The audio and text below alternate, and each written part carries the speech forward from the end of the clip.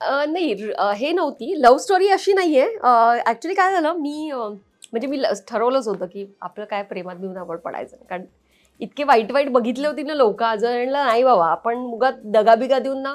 कारण माझं काय होतं, मी एखादा प्रेम म्हटलं किंवा एखादं कशातही माझ्या सिरियल शूटिंगमध्ये पण एकदा जीव लावला ना की मग तो जीव लागला. मग त्याच्यातनं जेव्हा तुमचा प्रॉब्लेम होतो ना किंवा काहीतरी धोका मिळतो ना, मग तुमची वाट लागते. ते प्रेमात तर म्हणजे मग तुम्ही कोलॅप्सच. तर म्हटलं आपण काय असं करायचं नाही. म्हटलं काय मिळेल ते बघू. आणि मला त्यावेळेला इतकं काम होतं की माझ्या लग्नाच्या आधी सुद्धा मी 10 दिवसच सुट्टी घेतली होती. तोपर्यंत मी 5-5 सिरियल करत होते. त्यामुळे म्हणजे आई मला म्हणाली, अगं 4 दिवस ग्रहमक असणार आहे, जाऊ नको आधीच काय ते सांग, असं म्हणून ती मला ओरडली होती. म्हटलं बरं मी 10 दिवस घेते, म्हणजे ते पुढचे 6 दिवस, 4 दिवस तर ग्रहमकाचेच असतात.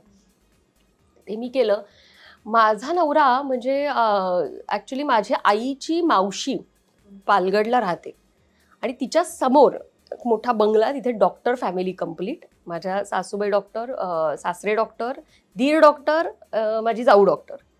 सो असे ते डॉक्टर फॅमिली सगळी होती आणि ते नावाजलेले. म्हणजे असं ना टिपिकल गावामध्ये तुम्ही फॅमिली तुमची डॉक्टर म्हटल्यानंतर ती तिकडे डॉक्टर राहतात असं असतं, तसे होते. तर त्यांचं खूप म्हणजे माझ्या आईच्या मावशीचं आणि यांचं खूप सख्य होतं. तर एका कॉमन लग्नामध्ये आम्ही समीर आणि मी भेटलो.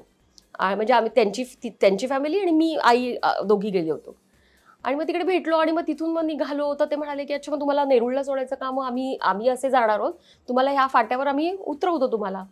ओके चला. मग आम्ही त्यांच्या गाडीत बसलो, छान फॅमिली वाटली. आणि मग ते म्हणाले इथे गणपती, महडचा गणपती आहे, तर आपण दर्शन घेऊन जाऊया का. म्हटलं आम्हाला काहीच नाही, आम्ही करू शकतो. मग आम्ही महडच्या गणपतीला गेलो.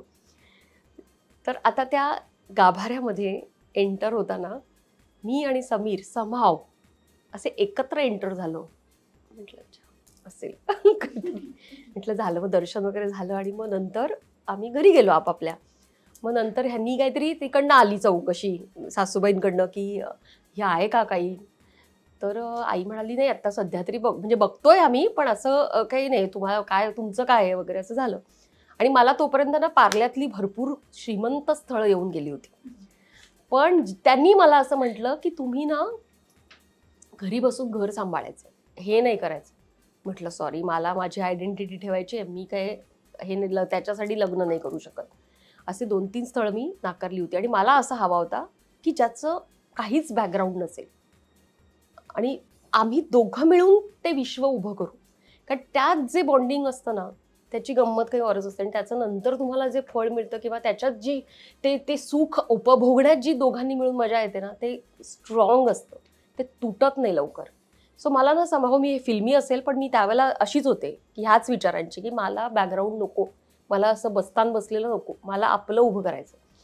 तर मला मग झालं, मग बोलणी झाली. मग एकदा भेटूया म्हटलं चालेल. आणि मग भेटलो. आणि मला कळलं की त्याचा जो मामा आहे सख्खा समीरचा, तो या इंडस्ट्रीशीच बिलॉंग करतो.